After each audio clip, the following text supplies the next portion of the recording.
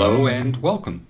The Jam, Urban Adventure, was a comic book series written and drawn by Bernie Mireault. It's a series that has the unique distinction of being published by 6 different companies over its 14-issue lifetime.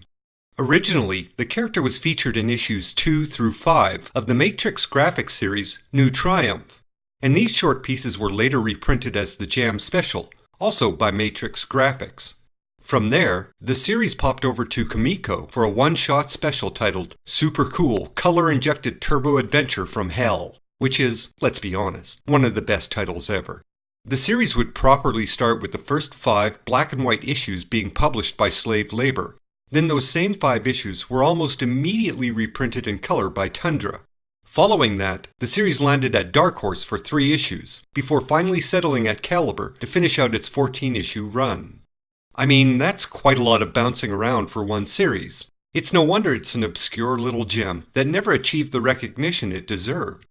So what is the series about, you may ask? The Jam Urban Adventure is, well, the adventures of the Jam, aka the Jammer, aka Gordon Kirby. Gordon is an average, unemployed guy who likes to spend his evenings hanging out on rooftops, dressed in a poorly constructed superhero costume. He has absolutely no powers or unique abilities, and the only thing special about him is that he thoroughly enjoys life and being a pretend superhero.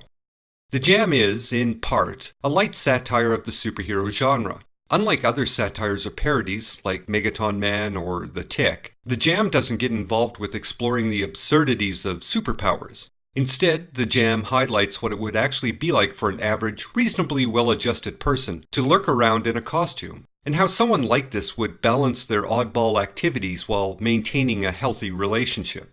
For the most part, the series is just goofy fun. However, its focus changes quite noticeably when it switches from company to company.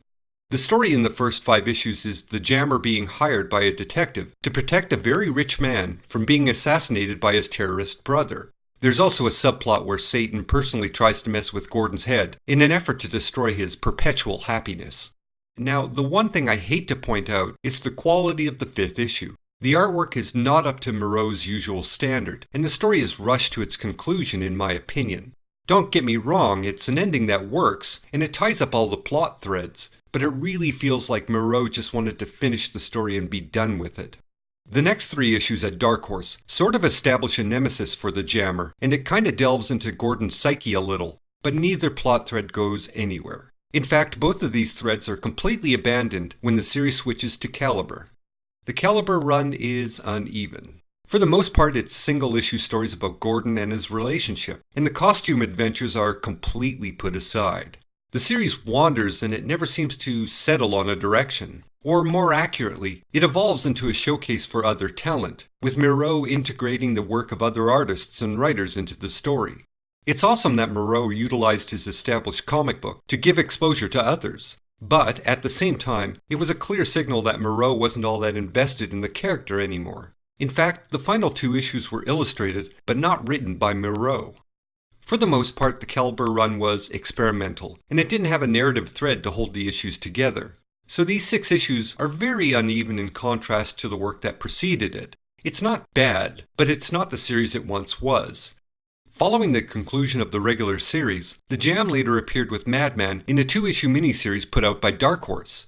It's a fun, slightly esoteric romp with 2 characters that don't seem out of place next to one another. Finally, Gordon Kirby appears in the self-published graphic novel, To Get Her. Unfortunately, I've never been able to get my hands on a copy, so I have absolutely no opinion on it. But hopefully one day I'll find it and give it a read. In the end, I would suggest the first 8 issues of the Urban Adventure series. I'd also suggest both the Jam Special and Super Cool Color-Injected Turbo Adventure from Hell. All of these issues contain a consistent, charming tone. As for the remainder of the series, well, the comic book becomes something entirely different at Caliber. It lacks a direction, and, as I pointed out, it seems like Mireault was struggling to find something interesting to do with the character. It's not terrible work, it's just different. Much like the entire series itself.